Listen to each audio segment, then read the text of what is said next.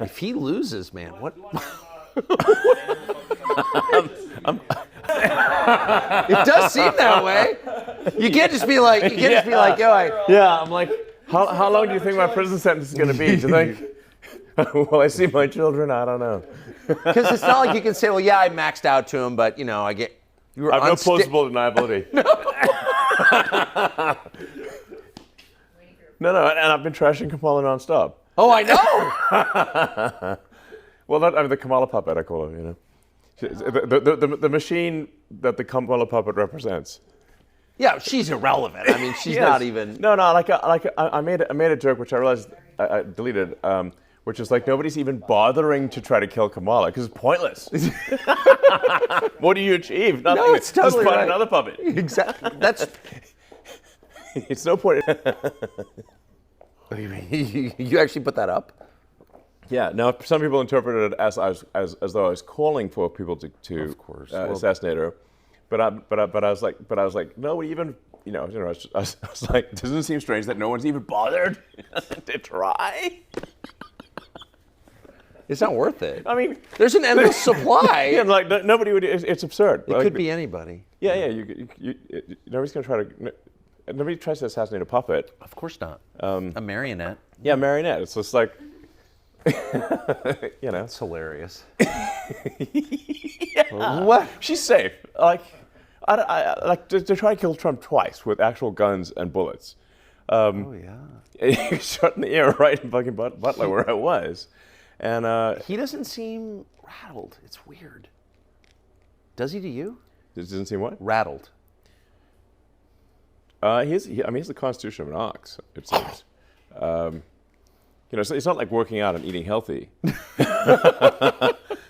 And he's... Okay, we gotta tape this. Yeah, we're good. Oh, good. Yeah. So he's not like, let me eat another salad. That's not... No. Or work out, fastidiously. That's... I feel like he doesn't work out and he eats, cheeseburgers and Diet Coke and stuff. And because I think it just inherently has a strong constitution. So, you were just with him. He didn't seem like a man who'd been the subject of 2 assassination attempts. No, he seemed of sound mind and body and strong backbone. Did you? That's what I said in the thing. Which, yeah. The remarks I made there were impromptu. There was no teleprompter or anything. I was speaking extemporaneously. Are you the only rich guy who doesn't have like a media consultant? No, media consultant. Yeah, no, I've noticed. Obviously.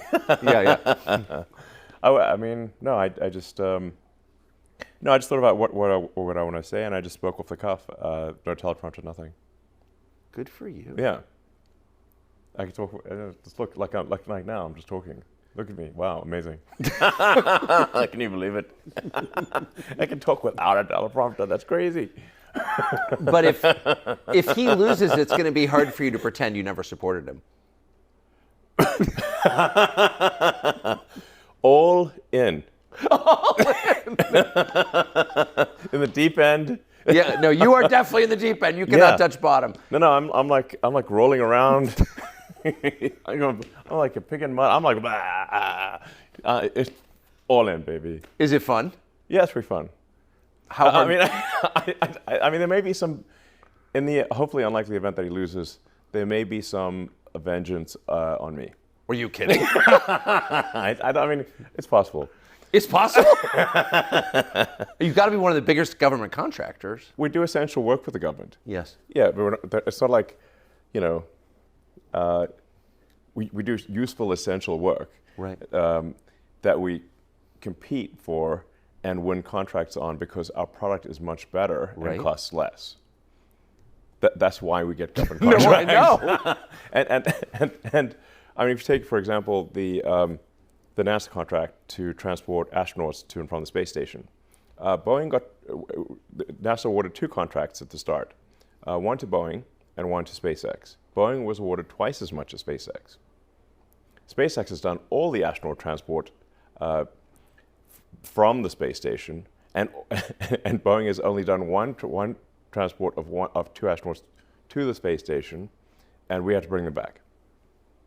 Boeing got twice as much as SpaceX. There's this total misunderstanding that my companies have been subsidized and supported by the government and get all these.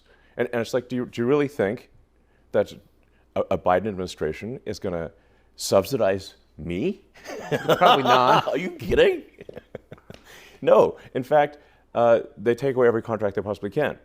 So, for example, there was the FCC contract to $42 billion for providing rural broadband. Yes. Okay. We actually first said, look, we think there shouldn't be any subsidies, so we recommend that this program just not exist. But since you're insisting that it exists, we will compete, and we have better products. So we won, I don't know, about a quarter of it, which would have included the devastated areas like North Carolina and stuff. And the FCC took it away illegally. They just voted. 3 out of 5 commissioners voted away and said, even though you want it, we're rescinding it. And on what grounds? And do you know how many people they've connected? How many? 0. So, you think that was political? Well, the 3 Democrats voted against it, and the 2 Republicans voted for it. So you tried to get Starlink. You tried to get Starlink Yes. into North Carolina, into Western North Carolina, the areas devastated by the hurricane. We have got it. It is in there, and it is the primary means of communication in the devastated areas. You had conflict with Buttigieg over this. Well, I raised I said, look, we had delivered. We've been delivering Starlink terminals there for a while, and obviously some people already had them since they're just, private individuals had Starlink there already. We delivered really thousands of terminals, and got all the way up to the areas where they wouldn't let us go any further, and then we're like, okay, we're going to send helicopters in, and find people who are stranded and give them Starlink terminals, which I think is a nice thing to do. Yeah. Okay. They wouldn't let us land because there was an FAA notice to M and NOTAM that said in order to land, you have to know who you're going to meet with to land. Now, the problem is we're trying to deliver internet communications. People don't have internet communications. We don't know who they are, but then they can't reach us because they don't have communications. Do you see the catch-22 here? Yes, I do. Insane. So it's obviously impossible for people who don't have internet communications to let us know who they are because they don't have the internet. Yes. Yes. And so. Did you explain this to the federal government? Yes.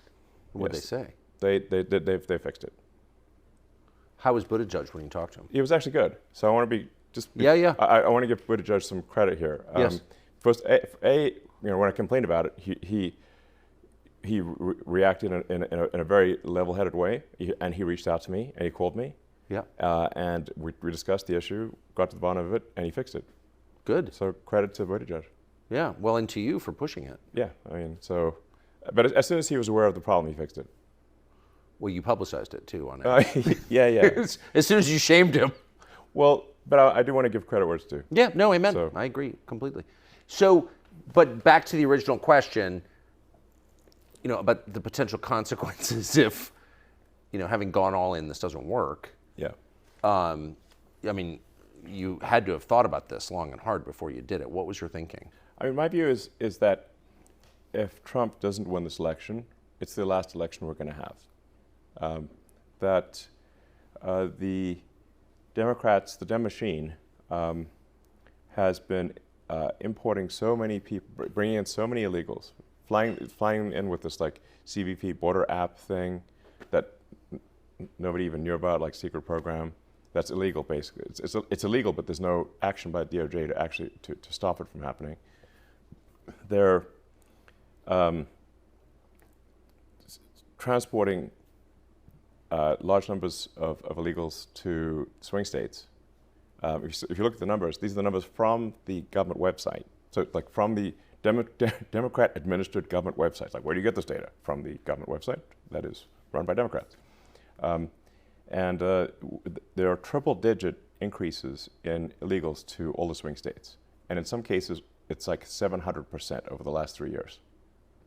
Now, these swing state margins are sometimes 10, 20,000 votes.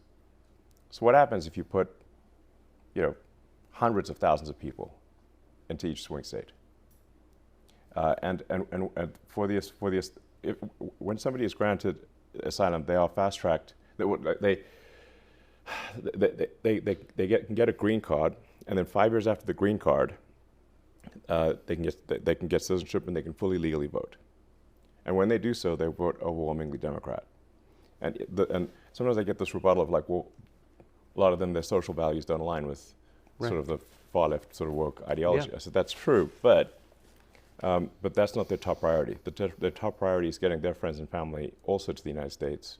And the Dems also issue all these programs, these sort of handouts, essentially, that make them beholden to the Democratic Party. So they vote Dem. That's what happens.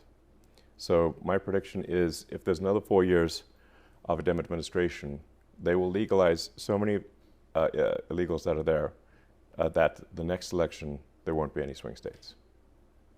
And we'll be a single party country, just like California is a single party state. It's a supermajority Dem state in California. Because of immigration? Yes. California was fairly reliably Republican. Bill Clinton lost California in 92 and won West. Yes. So there was a 1986 amnesty. Yes.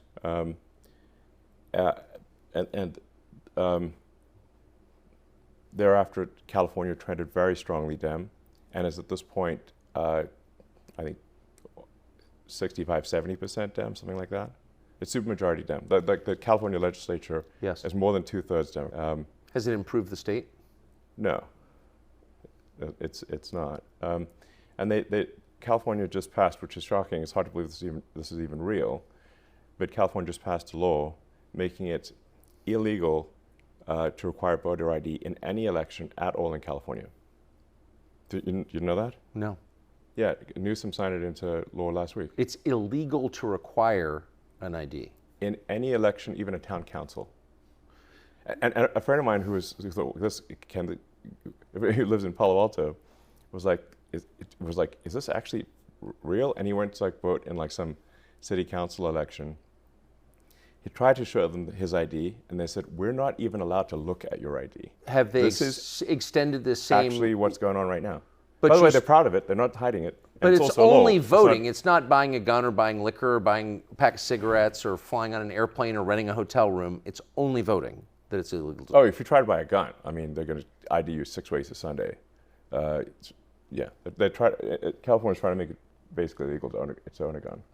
And the same people that demanded vaccine IDs if you want to travel or do anything are the same ones who say no voter ID is required. Is there any reason obviously hypocritical to pass a law like that except to abet voter fraud? It's so that fraud cannot be proven. So it enables large-scale fraud and no way to prove it, because how would you prove it? It's literally impossible. No ID.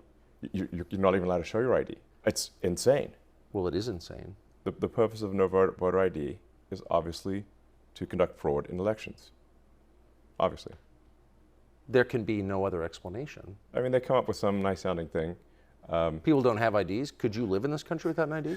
Yeah, their common rebuttal is it's racist to require ID, and which is insane. I think it's actually racist and patronizing to say that people can't figure out how to get ID. Obviously. But how could you live here without an ID? I don't think it's even possible. Can't. Yeah. You can't do anything. You need ID for everything. The list of the things you need ID for is basically everything. Except voting. So you see the rest of the country. It's total bullshit, obviously. Obviously. Yes. But that doesn't in any way minimize the aggression or self-righteousness they bring to this conversation. Yes. You're a racist if you want that. Right. Whereas, in fact, obviously, someone is racist if they say that people of a particular race cannot get ID. That's patronizing and racist. That's absurd. Yes. It's like when the governor of New York said people in the ghetto don't know how to use computers or something like that. Super out of touch. Yeah. So it's hello. So there's a really clear template. Maybe she doesn't know how to use computers, but they do. Obviously. I don't think Hochul could use a computer. Yeah, I don't think she's not qualified intellectually. Yeah, no, probably But not everyone in New York is as dumb as Kathy Hochul. I think that's true. Yeah. So you see the other 49 states becoming California if the machine wins? Well, you don't need all 49 to go that way. You just need enough to have the election, have there not be swing states. I mean, there are only 6 swing states. Yep. So there are only 6 states out of 50 right now that are in contention. So if those 6 states that are in contention by narrow margins are no longer in contention, then the only contest will be for who wins the Democratic primary. That's how it is in California. That's how it is in New York. There's no party versus party situation. The only contest is who wins the Democratic primary. And as we've seen with the appointment of Kamala, who no one voted for, even in the Democratic primary. Yes. Where's the democracy here? Well, it's easier though. I mean, it's just that the Dem party elite just decides who is in charge. That's a tiny oligarchy, basically. Comprised of. That's not democracy. The richest people in the country. That's kind of the interesting part to me, is that the richest people in the country are on board with this. I mean, that's what it is. It's a collection of billionaires. Well, right? most of them are, yeah. But you're not. Not me, and not everyone is. I think there's, but it is a shocking number of so-called billionaires are in the Dem camp, more than are in the Republican camp. Oh, for sure. Which is wild. So in fact, the astonishing thing in the swing states is that they're even a contest, given that the Dems have far more money than the Republicans. So the Kamala campaign dramatically outspends the Trump campaign in the swing states. The media is overwhelmingly pro-Democrat. So you've got the press is a Dem cheering squad, so. And then you've got also almost all the Hollywood and entertainment, the celebrities also, endorsing Kamala and being pro-Dem. So you got the celebrities, they got the money, they got basically everything on the side of the Dems. The Republicans are the underdog here. Trump's the underdog in swing states, and still it's a contentious. It's still a 50-50. After all that, what does that tell you? It tells me that if people actually knew what was going on, they weren't being fed nonstop propaganda, it would be a landslide in favor of Republicans. Yeah. But why not join the easier side? I mean, you're creating problems for yourself by getting on stage with Trump. I mean, you must have had friends who said that to you. Sure. Yes. Yeah. Yes. But people who care about you, like, why even get involved in this? Well, because I think we want to remain a democracy, and we don't want to become a one-party state. Yes. That's the reason. And it's the exact opposite. The people call Trump a threat to democracy, but the people who are saying Trump's a threat to democracy are themselves the threat to democracy. Yes. One-party rule is not democracy. One party where essentially the party elite pick a candidate, as happened with Kamala, is not democracy. Where did the people vote? Show me where the people voted. No, there were no people voting. It was all just Dem party elite that just appointed someone. And when the Biden puppet, when the pro-Biden puppet's ratings sagged, they knocked him in the back immediately and just tossed him out and put a new puppet on. That's exactly what happened. Tell me I'm wrong. Well, not only are you right, I mean, it's almost not even worth criticizing Kamala Harris. No, exactly. What does she have to do with it? There's no point in criticizing Kamala. She's simply the face of a much larger machine. Yes. And she will say whatever the teleprompter, whatever's on the teleprompter, she's going to say it. Yes. Now she gets stuck if the teleprompter breaks. That happened recently. I think the teleprompter stalled, and she was just like looping for a while, for about a minute. So I think that happened yesterday or something. It was pretty funny to watch. But she'll just say whatever words are on the teleprompter. So, it's really whoever controls the teleprompter is the actual sort of, that's who's actually in charge. And who is that? do you think? Well, I've tried to pin it down. It's not like any one kind of mastermind. It's not like it seems to be. It's like Kamala's sort of a marionette with, you know, 1,000 puppet masters type of thing. Like not it's or maybe it's somewhere north of 100 is what it seems like. Yes. I bet you know 80 of them. I probably know most of them. Yeah. Yeah. So, I mean, just by virtue of your job and what you've been doing for the last 30 years, I mean, you just, and I should say, I think you voted for Biden. I'd like to see a matchup of those, call it the top 100 puppet masters on the Epstein client list. Do you think there's some overlap? Strong overlap. Strong overlap. When are we going to see that list, do you think? I don't know. It's mind blowing that they've not tried to prosecute even one. Not even the worst offender on the Epstein client list. They've not even tried to prosecute even one. That's insane. Well, because they have a lot of diabetic grandmothers who were outside the Capitol on January 6th. They're kind of occupied. Yeah, I mean, they've put like, whatever, 500 or 600 January 6th protesters in prison, and not one person on the Epstein client list. Will that ever come out, do you think? You know, I think part of why Kamala's getting so much support is that if Trump wins, that Epstein client list is going to become public. And some of those billionaires behind Kamala are terrified of that outcome. Yeah. Do you think Reid Hoffman's uncomfortable? Yes. And I only ask that because you just look at them and you're like, that's a nervous person right there. I don't know. I mean, I assume you know them. Yeah. Yes. Reid Hoffman was my vice president of business development at PayPal. Yeah. 24 years ago. Does he seem nervous to you? Yeah, I mean, he's terrified of a Trump victory. Because of the disclosure that would follow? I think he's certainly ideologically not aligned with Trump anyway, but I think he is concerned about the Epstein situation. Like something the DOJ might actually move forward. There are a lot of videos, apparently. Those rooms on the island, and I think out in New Mexico, were wired for video. Right. And where's the video? I mean, between Diddy and Epstein, there's probably several thousand hours of footage here. Yeah. Yeah. It's kind of weird that the people on those videos are lecturing the rest of us about our moral failings, isn't it? Yeah, it's weird. What is that? Well, I mean, part of how they deflect attention from themselves is by, criticizing the morals of others. Yes. So it's sort of like a preemptive moral strike. Yes. I mean, as I said, I think those who are saying Trump is a threat to democracy are themselves actually the threat to democracy.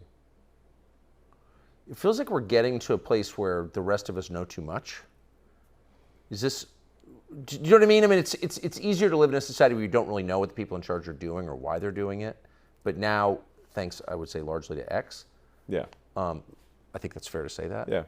We do know a lot. Not everything, but we know a lot. And I wonder, where does that, like, what happens next now that we know all this? The kidnapper's shown us his face. Like, what happens? Well, I think if Trump wins, we can do some house cleaning and shed light on things. Yeah, all the X platform does is adhere to freedom of speech within the bounds of the law. Yes. And if people want to change the laws, they can change the laws. And so, like X in different countries, X does censor in countries where censorship is the law. We don't try to, push American laws in other countries, but we do try to stick to the law in any given country. That's what we're doing. We open source our algorithm. We try to be as transparent as possible. But those who want to push lies obviously hate truth and transparency. Yes. Because it shows them to be liars. I mean, you look at that, like how outrageous it was that Kamala in the presidential debate kept pushing the Fine People hoax. They know the Fine People hoax is false. Trump would never support Nazis, a Nazi rally. It's absurd. And he explicitly said that in that same speech that you must condemn anyone who has Nazi tendencies with the in the strongest possible terms. Despite knowing that to be false, the people who wrote the speech for the Kamala puppet put the Fine People hoax in the presidential debate, deliberately lying. Again, messed up. If she wins, I mean, how can they let X continue in its current form, in its current role in American society? They won't. They will try to shut it down by any means possible. What do you mean by any means possible? I mean, with either by they'll try to pass laws. They'll try to prosecute the company, prosecute me. The amount of lawfare that we're seeing taking place is outrageous. I have many examples, but like the Department of Justice, for example, launched a huge lawsuit against SpaceX for failing to hire asylum seekers. Come on. Yeah, asylum seekers? Not asylum, those who've been granted asylum seekers.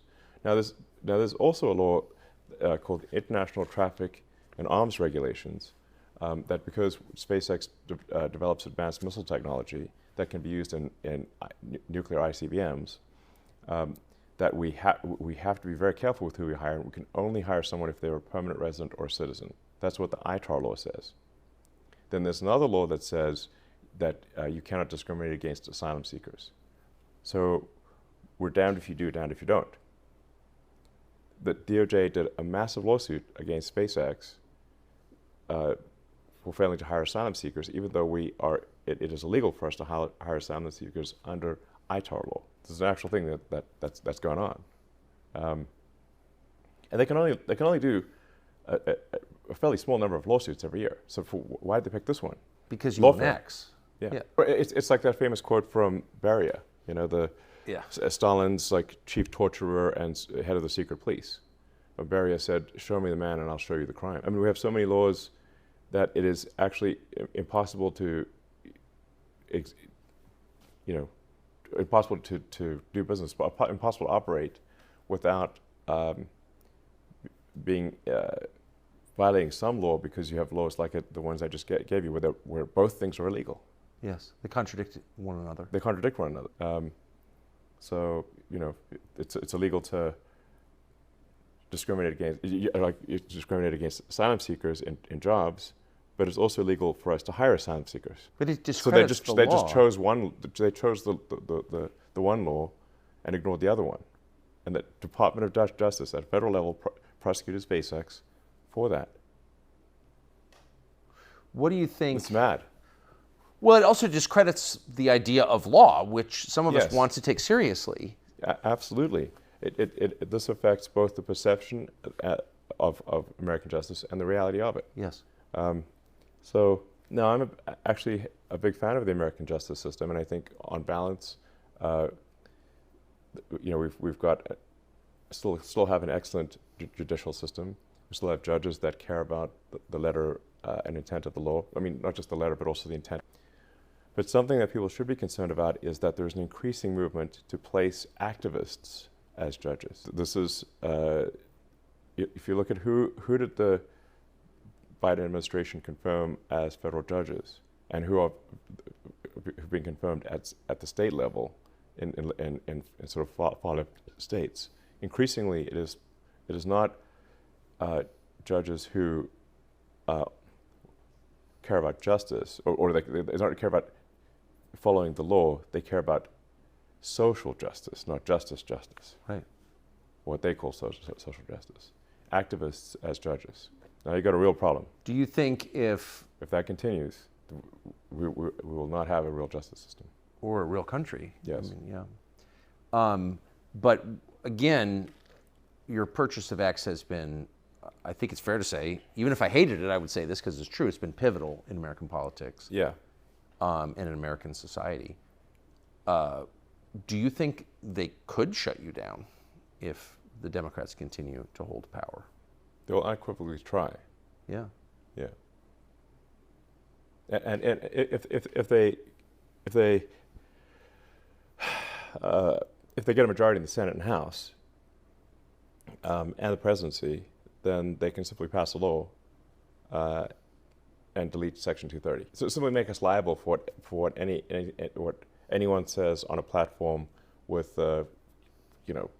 like at this point, almost 600 million monthly active users, which is impossible. That's like trying to regulate speech in city of like a country. Yeah. So a big country. yeah, you'd just be instantly bankrupt. But I bet they wouldn't withdraw legal immunity from the vaccine makers at the same time, would they? No, that's unlikely. As long as we're withdrawing legal liability protection. Yeah. Yeah, I mean the whole vaccine debate is a long one. I'm not anti-vaccine in general. I think we want to exercise caution with use of vaccines, but in the absence of vaccines, there will be a lot more, I think, people that have died. Like we want the smallpox vaccine. That was a good one. It seems a good one. Yeah. Yeah. Smallpox will kill you. Killed a lot of people. It killed a lot of people. It used to be a lot of people would die of smallpox, and a lot of people would get polio. For sure. Yeah. We had a president who had polio. Oh yeah. There's still people. You meet people today. Yeah. In their 80s who were limping from childhood polio. Right. It's good that we don't have that, and vaccines, played a major role in that. So that doesn't mean that vaccines should not have any scrutiny. Of course they should. We should be making sure that the quality control on vaccines is incredibly good, if we're giving them to children and whatnot. And we shouldn't force people to take vaccines. That itself is a controversial statement, that we shouldn't force people. We shouldn't force people to take vaccines, no. Yeah. So just to re-ask, I believe in freedom. Yeah, I've noticed. America's supposed to be the land of liberty. Yeah. Freedom and opportunity. So that we try to, as much as possible, maximize people's individual liberty, and that we try to be a country where you succeed based on your talent and hard work. Yes. Those are two fundamental values. That's what's made America great, and if we lose those, our decline will be swift. What do you, if you had to bet? I mean, does freedom reassert itself in America, or not? Well, that's why I think part of why this election is so pivotal. I think if we, with the Trump administration, I think we can improve the liberty of Americans. We can. I think we need to have sensible deregulation, where we keep the regulations that matter. Like we don't want to destroy, important habitats or yes, encourage oil spills or anything like that. But there are so many regulatory agencies that have overlapping responsibility that we are smothering progress. And we can't build a high-speed rail in America. You look at the ridiculous high-speed rail project in California, where they've spent $7 billion, and all they've got to show for it is a 1,600-foot section of concrete with no rails on it. There's a picture of it online. So it's not that fast yet. We wouldn't say it's high speed at this point, or even rail. It doesn't even have rail on it. Maybe by now they put some rail on it, but it's this comically small section of rail. $7 billion has been spent. Most of it in like environmental consulting and I don't know where, but clearly not in building high-speed rail. So we've got, there are so many different regulatory agencies and so many laws and regulations that prevent progress that if this continues, we simply won't be able to get anything done. It does seem like the engineers are not getting rich. It's the environmental consultants, the climate consultants, the DEI consultants. A whole consultant class seems to be getting richer by the year, where people with actual skills, the ones that bring actual progress. Useful things, products and services that you can use. That's right. Yeah. So this is a trend. Things that if you were like traveling on a desert island, you'd want those people. Right. But you wouldn't want environmental consultants. They seem undercompensated. It's like you're going to starve. Though. Okay. Yeah. And it's like who are actual builders that get things done, and every year we're making it harder in America for actual builders to get things done.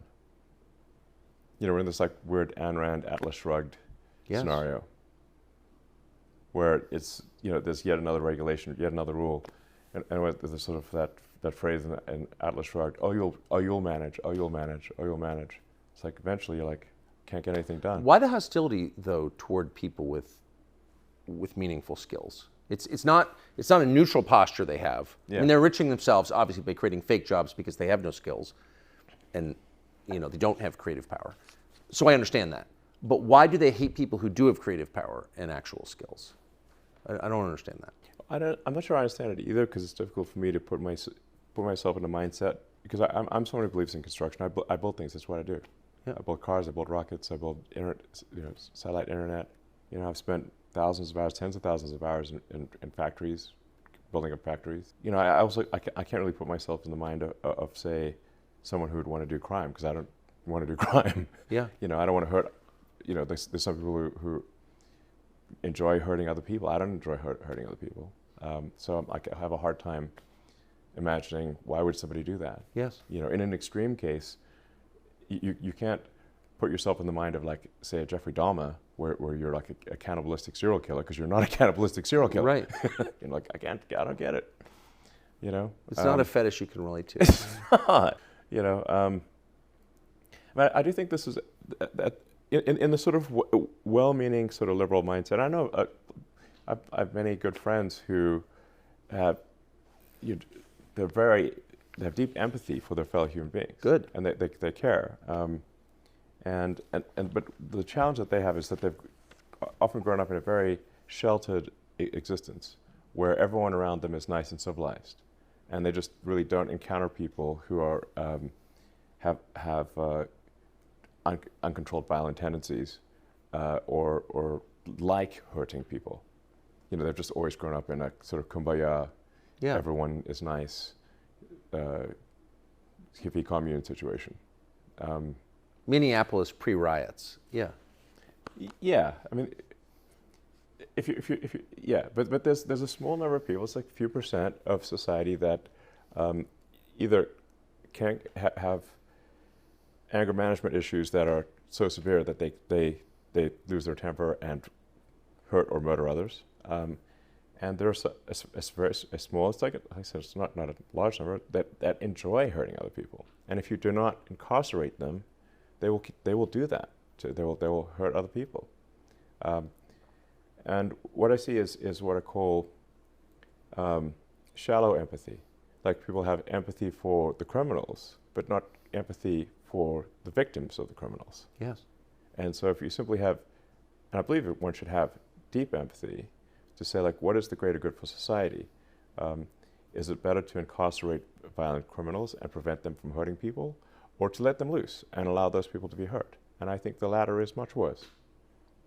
My mom lives in New York, and it's my mom at this point has gone from being Democrat to Republican, and her friends in New York are having the same experience, because you know what'll turn you from a Democrat to a Republican pretty fast is getting punched in the face while you walk down the street. Yes. For no reason. Yes, and then no action being taken against those who hurt you. And that happened to your mom? Not to my mother, but to 3 of her friends this year. Why would someone punch them in the face? I don't know, but I'm not a face puncher. Right? No. But if you walk around the streets of San Francisco and many downtowns, so they go to downtown Philadelphia right now, they call the people homeless, but the homeless is the wrong term. Violent drug zombie. Yeah. Okay. It's like, you look at them, you say, like, homeless is a misnomer. It implies that someone got a little behind on their mortgage, and if you just offer them a job, they'd be back on their feet. Yeah. No, but if you go and look at downtown Philly or San Francisco or parts of New York, and actually most downtowns, what you actually have are violent drug zombies. So they're like shuffling down the street with dead eyes, and with like needles, and human feces on the streets. I mean, you've been to downtown SF, right? Have you seen this? Oh yeah, I was born there. Yeah. Yeah. Like, one of the most beautiful cities in the world. Oh yes, the greatest. And now you have to step over the drug needles and the feces and the bodies. Like one couple I met, the final straw for leaving San Francisco was they came home one night and there was a dead body in front of their garage. They couldn't get their car in, couldn't park their car. Because the corpse. And yeah, there's no street parking. They're like, because there's a corpse in front of the garage, and they don't want to move the corpse, because like, well, you're like, maybe they need to like figure out why the guy died or something, That's the faith. That's liberal compassion, though. They're right in a bit of there. a quandary because they got no place to park a car, and they feel that they shouldn't really move the dead body. So they called 911 and said, "There's a dead body outside our house," and they said, "Well." The 911 in San Francisco says, "Well, are you in danger right now?" It's like, "Well, no, he's dead." He's pretty sure he's dead. And they're like, "Okay, we'll send someone tomorrow to pick up the body." Like, what do you mean tomorrow? so they're like going in and out of their house while there's a dead body outside right in front of their house. And like it took them like 24 hours or something like that to eventually pick up the body. And they're like, "How is this? We're leaving." And did they? Yes. By the way, there's a million anecdotes like that. Oh, I know. But I just don't think this is not rare. it's it's ubiquitous, and so then you wonder, like, how can people still tell themselves they're compassionate if This is they're what I'm allowing saying that? is that people really just need to think what. I believe in being compassionate about. Of course. I believe that we should care about our fellow human beings. I think this is a good thing. Of course, we should not be selfish and not care about others. We should care about others, but we should just care about others, all things considered. Like I said, care not merely just about the criminals. It's just one layer deep. You should also care about the criminals' victims. Yes. Yes. Well, especially the criminals' victims. Yes, innocent people who get attacked and killed. So I mean, I got so many anecdotes. I mean, like about a year ago, there were three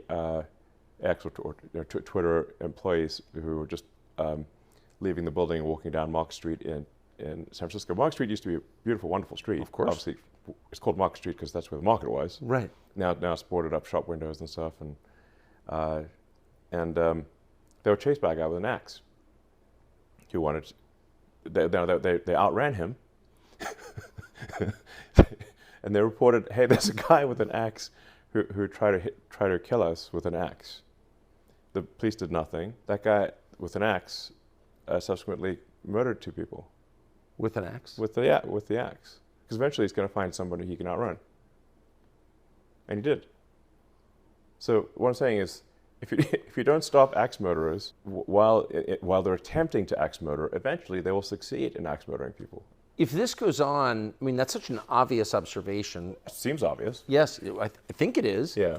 That if you're in any way abetting axe murder, then you're against civilization. That's the way it looks to me. I mean, Yeah.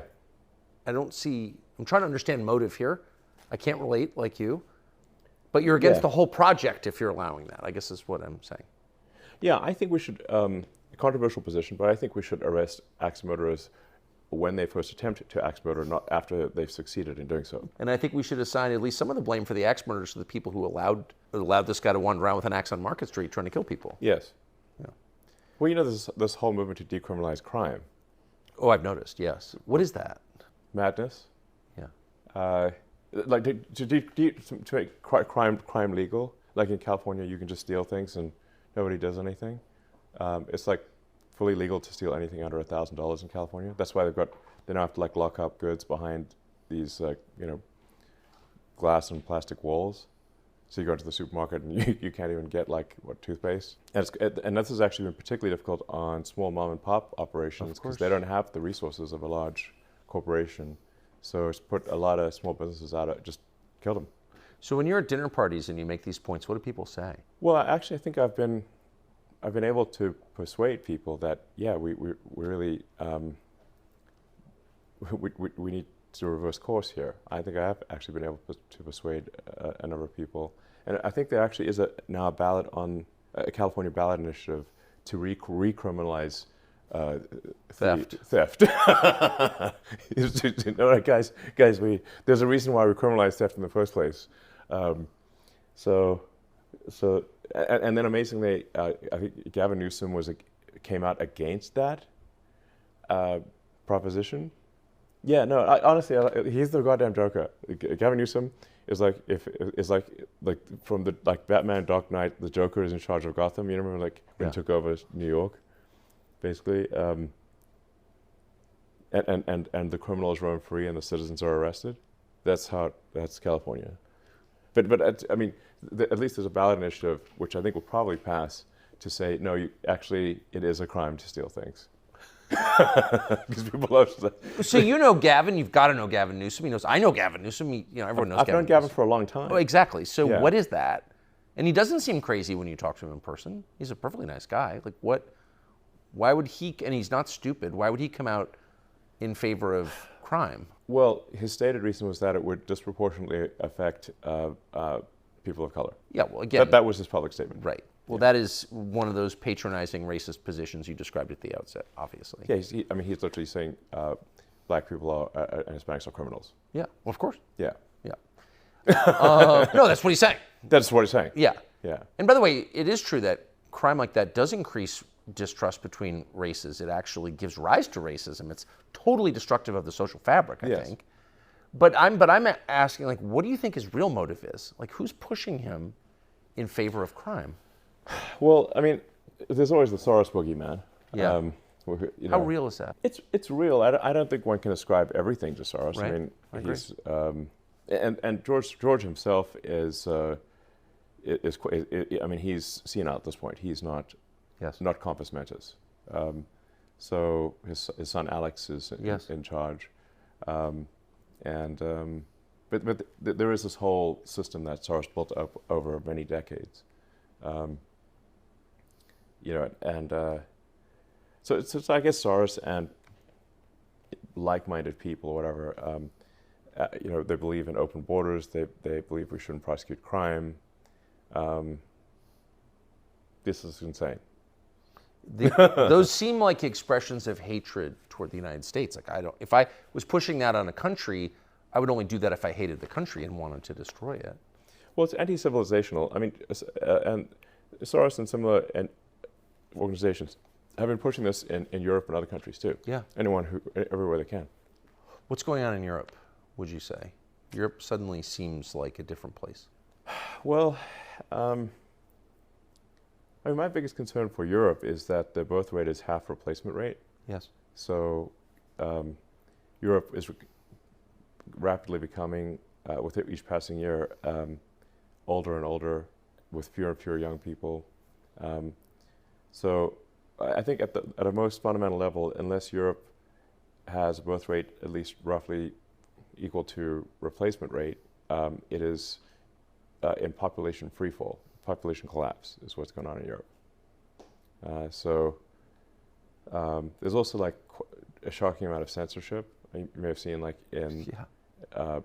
Britain, I kid you not, how can this be real? They are releasing convicted pedophiles from prison in order to put people in prison for Facebook posts. But to be fair, those are posts that criticize the government, so they have a good reason. Well, they would actually, some of these posts at least the ones I've seen, didn't actually criticize the government, or they were seen as sort of as hate speech. Right. So because they noticed the society getting crappier and crappier with every year, and they said so. Yeah. There were, and this is I'm simply stating a fact, there were migrant rape gangs in England that would run around and prey on young girls, gang rape them, and some people found that objectionable, which obviously it should be objectionable, and they were upset about that, and so they complained about it online and were sent to prison. That sounds crazy. So it is crazy, and that's like what? Well, it is. So it kind of gets to the. You're an engineer, so you're. It's so mind-blowing. It is mind-boggling, but it's the same. You use the phrase mind virus, but it's behaving like a virus. It's infecting people and making it impossible, apparently, for them to make rational decisions. Yeah. What is that virus? Someone I think you should interview is Godside. Yeah. I have. Oh, you have? Yes. Oh, I should watch that, actually. He's great. Yeah, smart. Super smart guy. Yeah. And he wrote a great book called The Parasitic Mind. Yes. A very good book. Highly recommend it. Yes. Where he tries to understand how do you get to this parasitic mind situation.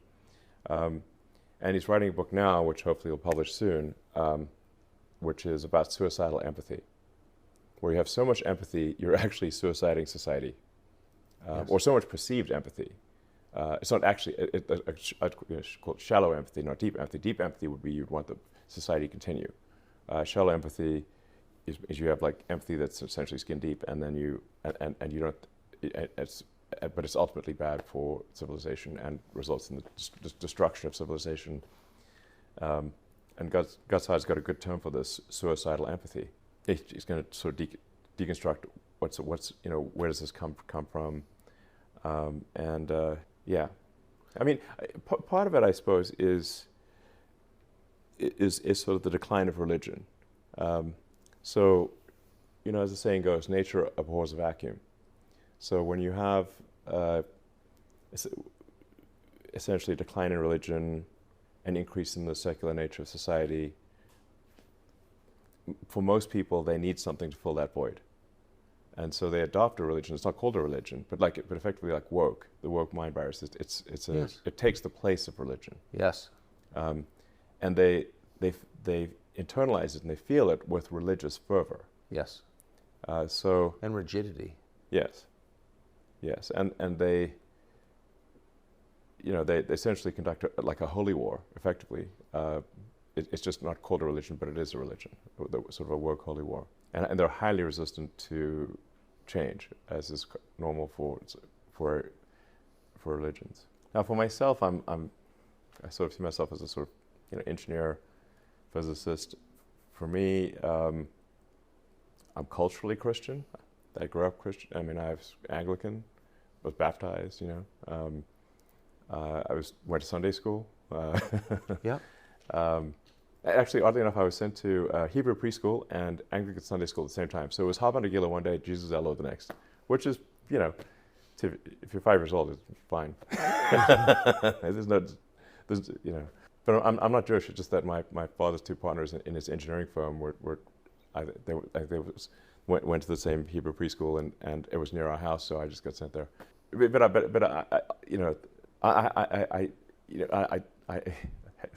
Maybe this will make me even more amused, but I have trouble sort of believing all these stories, these religious stories, but obviously a lot of people do, and I respect people who want to have religious views. I'm not trying to dissuade them from their religious views, but anyway, I'm just saying,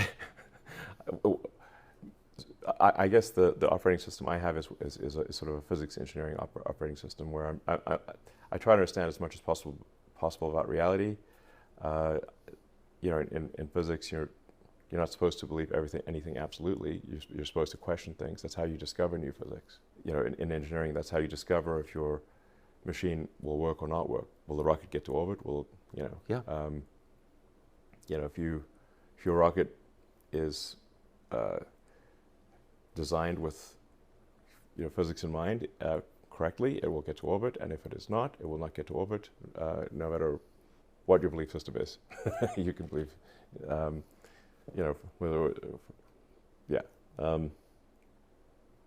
it's like I meet a lot of people, speaking of LA, I meet a lot of people in LA who believe witchcraft is real, and then you can do spells, and that spells and witchcraft, magic is real. I'm like, can you magic us to the moon? And no one has yet been able to magic us to the moon. Spells can't be that good. Okay, if you can't, I want to go to the moon. Let's go. How about Mars? And we got to the moon the first time. We definitely went to the moon. Yes, we went to the moon. We didn't go to the moon. We went to the moon several times. Right. All right. Yeah. I just want to check your view on that. We 100% went to the moon. I mean, I know in depth the technical designs of the rockets, the spacecraft, everything. Yes. What went right, what went wrong. It was a remarkable piece of technology, like an incredible piece of technology to go to the moon in '69. Yeah. That was like reaching into the future and pulling the future forward dramatically. And it was an important ideological battle with communism because they couldn't put a person on the moon and capitalism could.